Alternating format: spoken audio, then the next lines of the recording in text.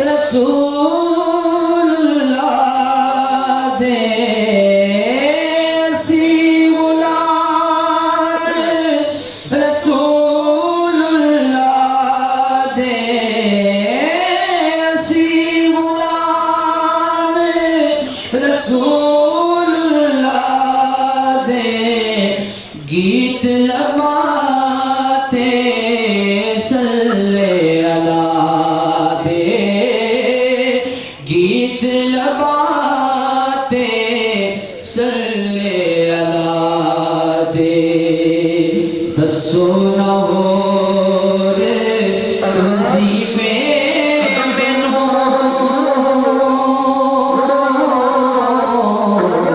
دسو نہ ہو رے وظیفے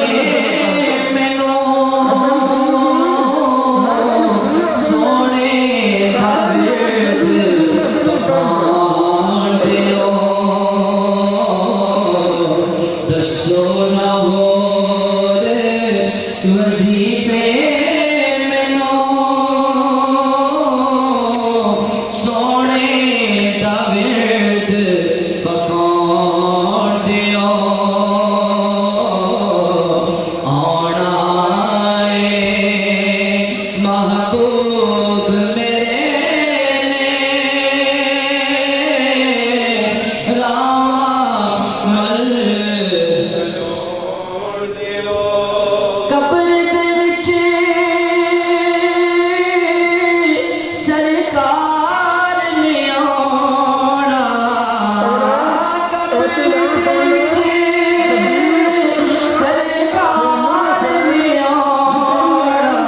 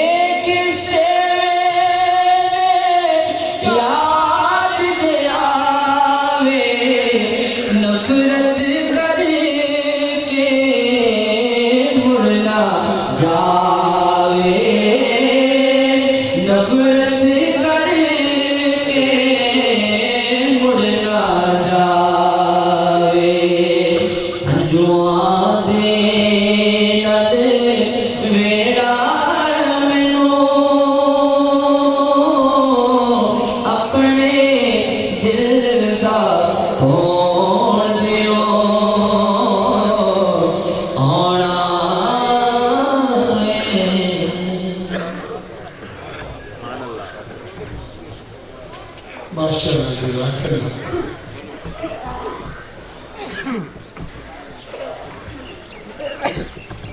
نعرہ تکبیر. سوچ لیجیے جس طرح دنیا میں کلمہ کی دنیا کی گل غیر ضروری سننی ہوئے نا تو بڑا بندہ کانجرا لا کے سنتا ہے. اللہ اور اللہ کے پاک محبوب دی شان کی گل اور انہوں دے پاک بندے اور پاک غلام دی گل کنیا کشنوں تاکہ کان جدو اللہ فرمایا کہ اللہ نے سورہ یاسین فرمایا نا ہتھاں یعنی جو سارے عزاواں نے گواہی دینی ہے کہ کان میں گواہی دینی. یا اللہ اے تیرے بندے نے ساڈے نال جندر شریف دی اور جامعہ مسجد جس کی بنیاد تیرے پاک محبوب نے رکھی ہے, جس وقت تیرے اس پاک بندے نے سجدے کیتے ہیں کہ جس نے تعلیم کی تو حاصل کیتے الرحمن علم القرآن خلق الانسان, اس مسجد بیٹھ کے اللہ نے لوکاں تیری گل تیرے محبوب کی گل تیرے پاک بندے نے کی. نعرہ تکبیر.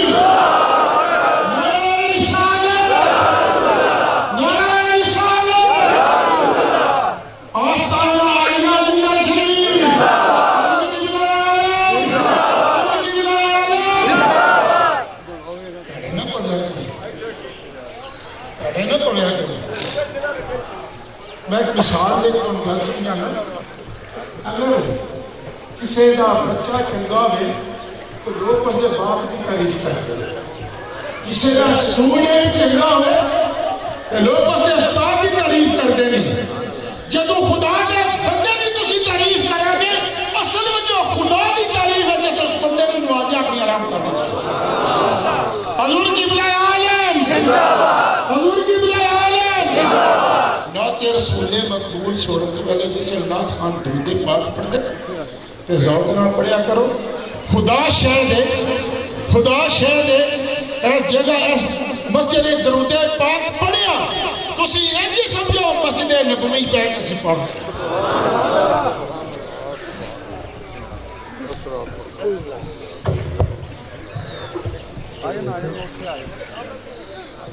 درود پاک پڑھو. صلی اللہ علیہ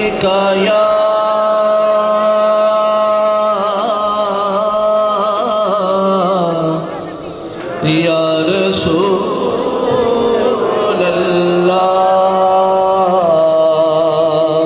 وسلم علیہ یا حبیب اللہ. سب صلی اللہ علیہ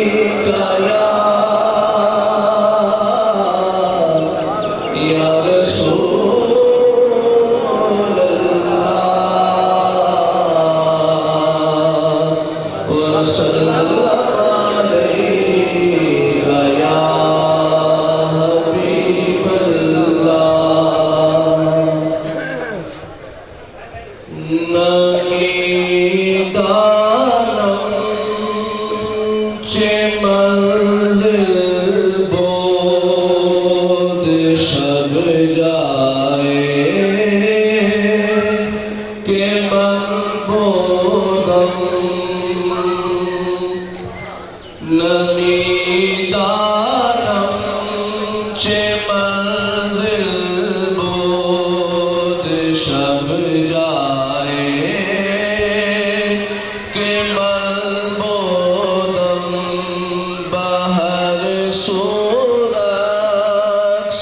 بسم البود شب جائے کہ ملبودم بہر صورت سے بسم البود شب جائے کہ ملبودم پری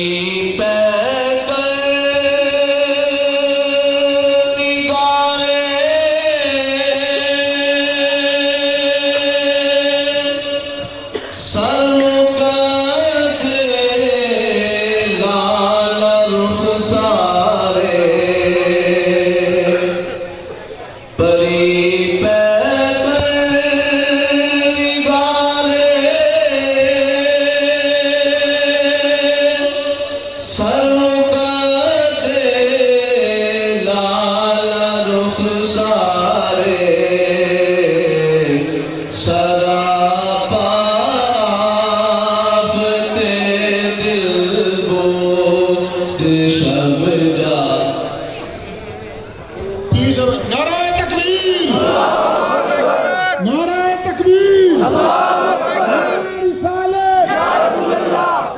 توجہ ساری السلام علیکم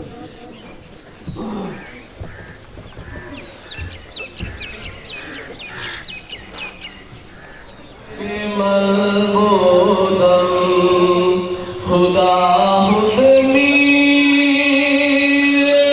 مجلس بود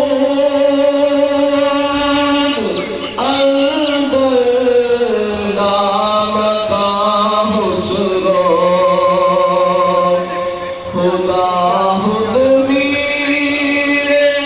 مجلس بود اندر نام کا حسرو محمد شم محفل بود شب جائے کہ ملبودم محمد شم محفل بود شب جائے کہ ملبودم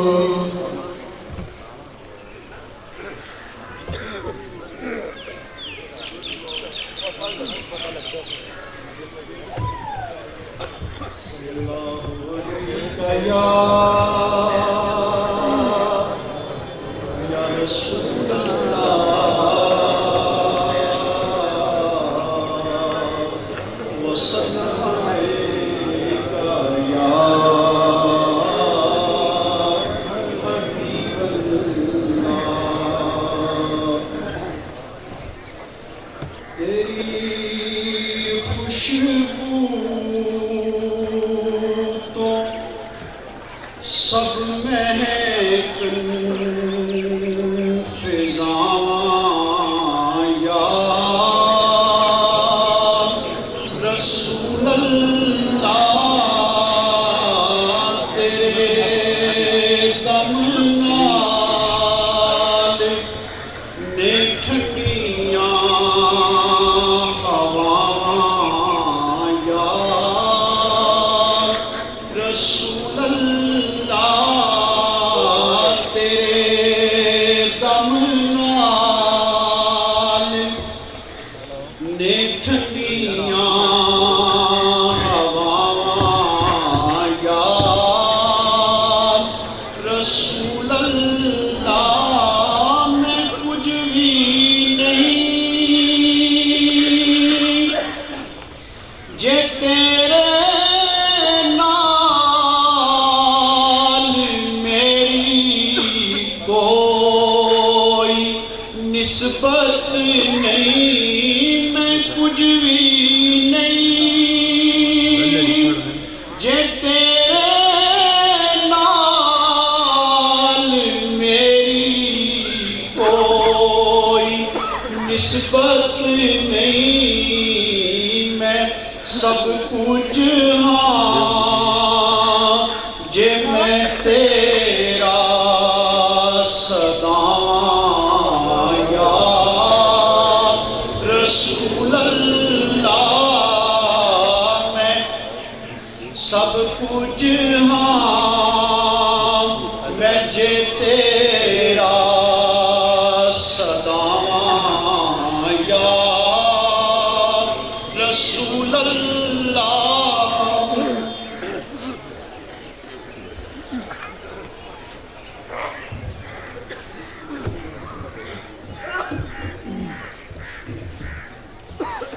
نحمده ونصلي ونسلم على رسوله الكريم أما بعد فأعوذ بالله من الشيطان الرجيم بسم الله الرحمن الرحيم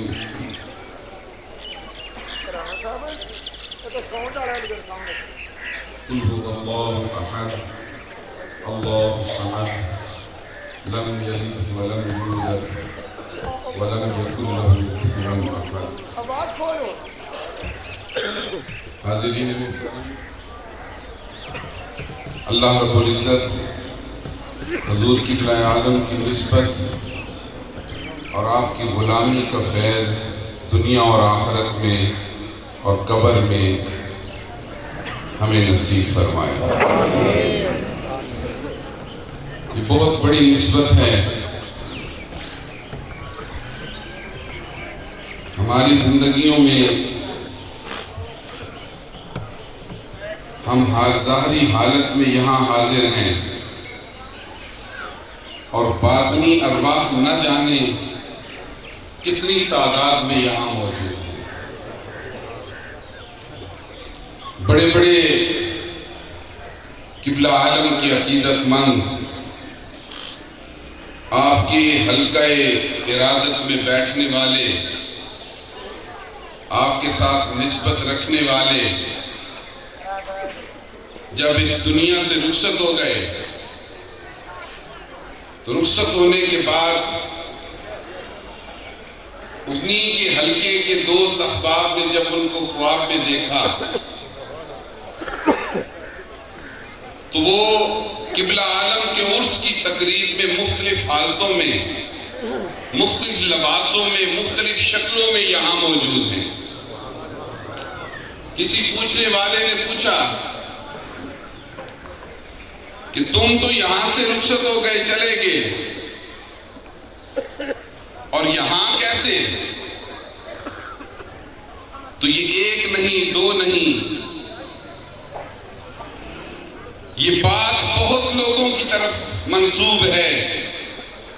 فرمانے لگے خدا کی قسم جب قبلہ عالم کا عرس ہوتا ہے تو آپ کے ہر غلام کی روح آزاد ہو جاتی ہے اور انہیں اذن ہوتا ہے کہ جاؤ اس کی تقریب میں شامل ہو جاؤ۔ یہ ہماری خوش نصیبی ہے، خوش بختی ہے کہ ہم یہاں حاضر ہیں۔ حدیث پاک میں ہے کہ قیامت کے دن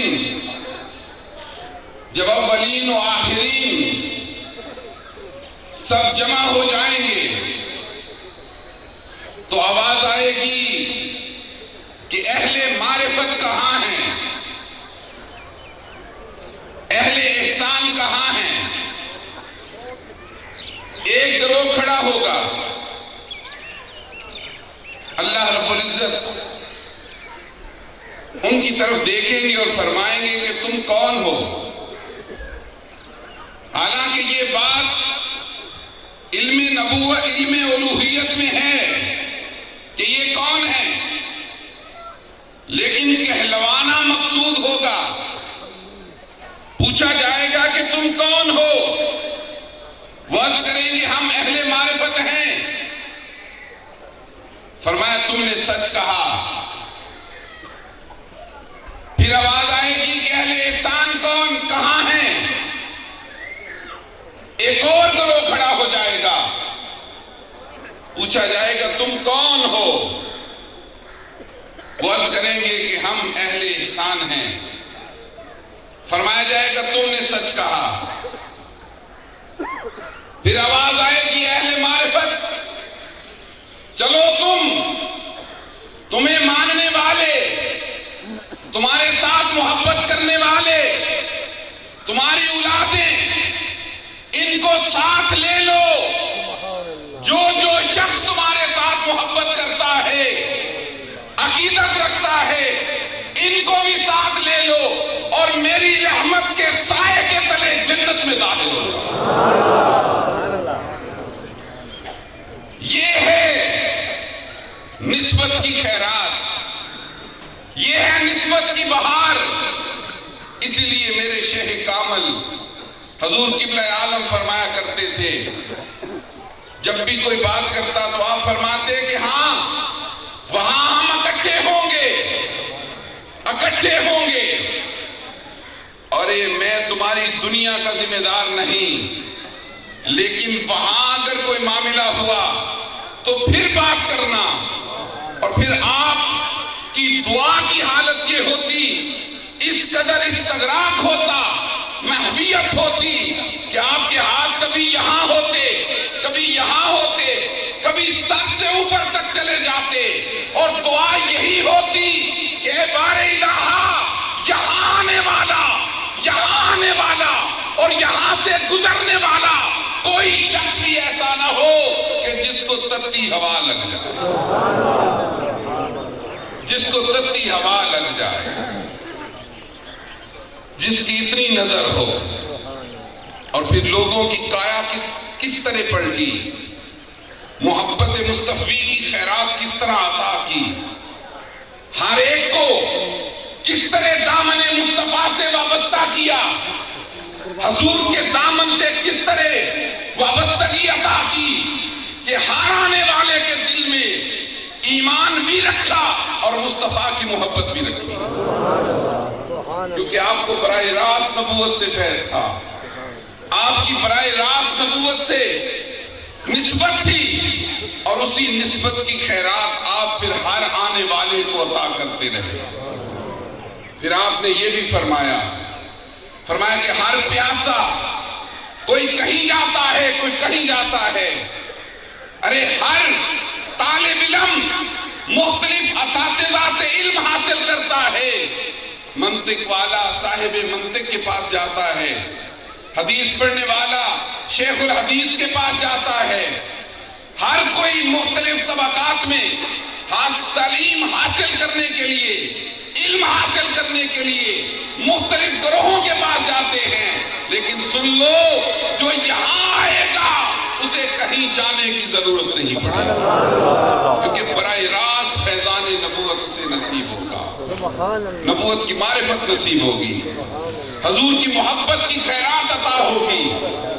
اس لیے جب قبلہ عالم حج پر تشریف لے گئے اور یہ بات سمجھنے کی ہے، یہ بات عقائد اور حضور کے ساتھ نسبت اور مدینہ پاک کی نسبت کی فضا حاصل کرنے کی ہے کہ آپ جب کعبہ اللہ کا طواف فرما رہے تھے تو بلند آواز سے درود پاک پڑھ رہے تھے، جب آپ روضہ رسول پر تشریف لے گئے، حاضری ہوئی تو سرکار کی بارگاہ پر انوار میں میرے شیخ کامل نے تسبیحات ادا کی۔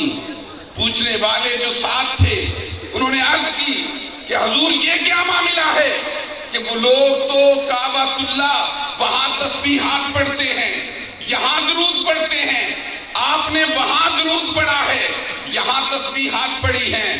غور سے سنیے، میرے شیخ کامل نے فرمایا ہاں یہ اصل میں دو ذاتیں ہیں۔ یہ کیا ہیں؟ دو ذاتیں ہیں، اور دونوں ایک دوسرے کا ذکر سن کر خوش ہوتے ہیں۔ اس لیے میں نے کعبہ اللہ کے طواف میں حضور کا ذکر کیا تاکہ خدا خوش ہو جائے، اور حضور کی بارگاہ میں نے ان کے رب کا ذکر کیا تاکہ مصطفیٰ خوش ہو جائے۔ یہ محبت تھی، یہ پہچان تھی۔ میں نے بڑے اہل علم کے ساتھ یہ بات کی، انہوں نے کہا خدا کی قسم اگر امت کو اس بات کی اور اس فلسفے کی سمجھ آ جائے تو سارے کے سارے اختلافات ختم ہو جاتے ہیں کہ یہ دو ذاتیں ہیں اور دونوں ایک دوسرے کا ذکر سن کر خوش ہوتے ہیں۔ پھر میرے شیخ کامل نے جو تعلیم و ترغیب کا طریقہ اپنایا وہ بھی کہیں نہیں ملتا، کہیں نہیں ملتا۔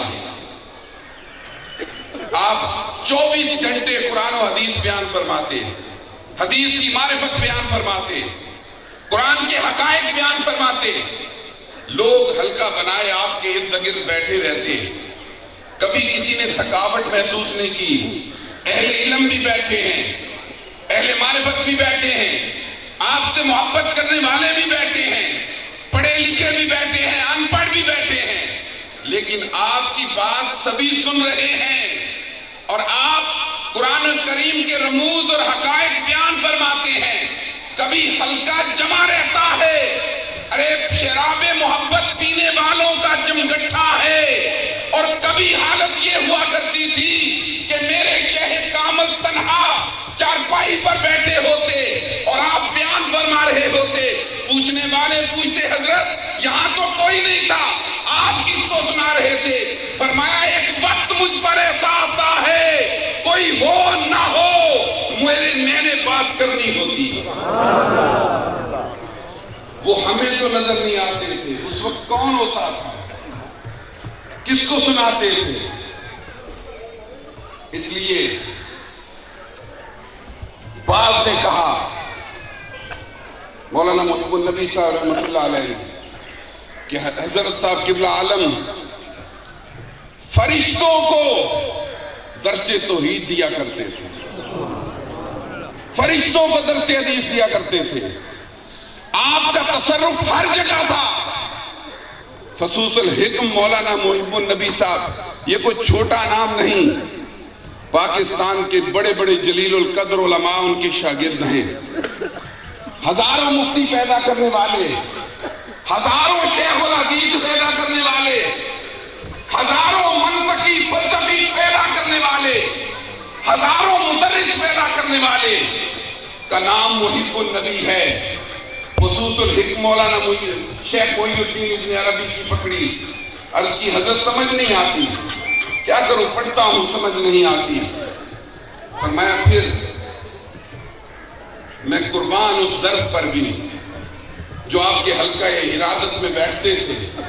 عرض کی حضرت یہ تو لکھنے والا سمجھائے گا تو سمجھ آئے گی. کون لکھنے والا؟ فرمایا اچھا ایسا بھی ہو جائے گا. ارے وہ وقت آیا. مولانا فرماتے ہیں ایک دن میرا دروازہ کھٹکا. میں باہر آیا تو ایک بوڑھا سا بابا جنگ ماری ہوئی. اس نے کہا تو نے محب النبی فصوص الحکم پڑھنی تھی؟ عرض کی ہاں میں نے پڑھنی تھی. چلو پھر پڑھو. کہتے ہیں بیٹھئے. مجھے انہوں نے کچھ اسباق پڑھائے، سمجھائے، اٹھے چل دیے. جب دروازے پر پہنچے میں نے ہاتھ پکڑ لیا. میں نے کہا حضرت یہ تو بتائیں کہ آپ ہیں کون؟ آپ کون ہیں جو آئے ہیں، درس دیا ہے، پڑھایا ہے اور رخصتوں میں ہو رہے ہیں؟ فرمانے لگے تو نے خود ہی تو کہا تھا کہ لکھنے والا آ کر سمجھائے گا تو سمجھ آ جائے گی. کتاب پکڑی وہ تو چلے گئے. حضور قبلہ عالم کی بارگاہ میں حاضر ہو گئے. یا حضرت آج ایسے ہوا ہے. فرمایا مولانا ہاں یہ بات حقیقت ہے، میرے رب کا کرم ہے اور مصطفیٰ کی عنایت ہے. میں جس کی بارگاہ کی طرف رجوع کرتا ہوں وہی تمہارے دلوں کی اصلاح کر سکتا ہوں. کون ہے ایسا شیخ، ایسی نسبت، ایسا فیضان، ایسی عطا؟ پھر ایک شخص جب آپ بات فرما رہے تھے، اذان ہوئی، لوگ اٹھے نماز کے لیے آ گئے. اس حلقے میں ایک بندہ تھا جو نماز نہیں پڑھتا تھا. ابھی نیا آپ کے حلقے میں بیٹھنا شروع ہوا تھا.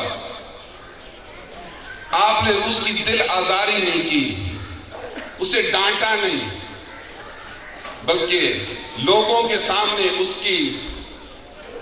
اس کو کہا کہ تم جا کر ڈیرے پہ پڑھ لینا. تم ڈیرے پہ پڑھ لینا. وہ پڑھتا نہیں تھا. آپ بھی اٹھے اور مسجد کی طرف تشریف لے آئے. ابھی مسجد کے دروازے تک پہنچے کہ وہ شخص بھاگا اور آ کر آپ کے قدموں میں گر پڑا. عرض کی حضرت آج کے بعد نماز نہیں چھوٹے گی. ارے اتنی دل کہ لوگ تو دل شکنی کرتے ہیں، پریشان کرتے ہیں، لیکن آپ نے تو میرا حوصلہ بڑھا دیا کہ میں تو پڑھتا ہی نہیں تھا، لیکن آپ نے سب کے سامنے مجھے شرمندہ نہیں کیا بلکہ کہا کہ تم ڈیرے پہ جا کے پڑھ لینا. اس کے بعد اس شخص کی پوری زندگی نماز نہیں چھوٹی. اور اسی طرح ایک شخص نے آ کر آپ کی بارگاہ میں عرض کی کہ یا حضرت اسی گاؤں کا شیخ کامل کے آستانے سے تعلق رکھنے والا، اس آستانے سے اس گاؤں سے ایک شخص ہے کہ یہ روزہ نہیں رکھتا. فرمایا تم غلط کہتے ہو، رکھتا ہے، وہ روزہ رکھتا ہے. حضرت نہیں رکھتا. فرمایا چلو رکھ لے گا. وہ لوگ چلے گئے. صبح ہوئی تو دیکھا کہ وہ شخص یہاں سے گزر رہا تھا. آپ نے بلا لیا. فرمایا ادھر آؤ. جب وہ حاضر ہوئے پوچھا کہ روزے تو رکھتے ہوں گے؟ یہ نہیں کہا کہ تم روزہ نہیں رکھتے. کیوں نہیں رکھتے؟ ارے تعلیم و ترغیب کا انداز دیکھو میرے شیخ کا. فرمایا تم روزہ تو رکھتے ہوگے. اس نے چادر کے اندر نہ حقہ چھپا رکھا تھا. وہ نکال کے کہنے لگا عرض کی حضرت یہ نہیں رکھنے دیتا، یہ حقہ نہیں رکھنے دیتا. فرمایا اچھا بات سنو، روزہ رکھ لیا کرو لیکن جب دل چاہے تو سوٹا بھی لگا لیا کرو. ارے دل کی دنیا بدلنے کی حالت دیکھو کہ روزہ رکھ لیا کرو پیا کرو۔ اس نے کہا حضرت ٹھیک ہے، اب تو آسان ہو گیا میرے لیے۔ دوسرے دن روزہ رکھ لیا۔ جب 10-11 کا ٹائم ہوا، دل چاہا حقہ پینے کو، تو آگ رکھی، حقہ تیار کیا، نڑی ہاتھ میں پکڑی، دل کی دنیا بدل چکی تھی۔ میرے شیخ کی نظر کیمیا، اس کا دل بدل چکی تھی۔ دل میں خیال آیا کہ اب میں حضرت کی بارگاہ میں جاؤں گا تو آپ پوچھیں گے روزہ رکھا؟ میں کہوں گا رکھا۔ حقہ پیا؟ کہوں گا پیا۔ تو کتنی شرمندگی ہوگی۔ حقہ اٹھایا، دیوار کے ساتھ مارا۔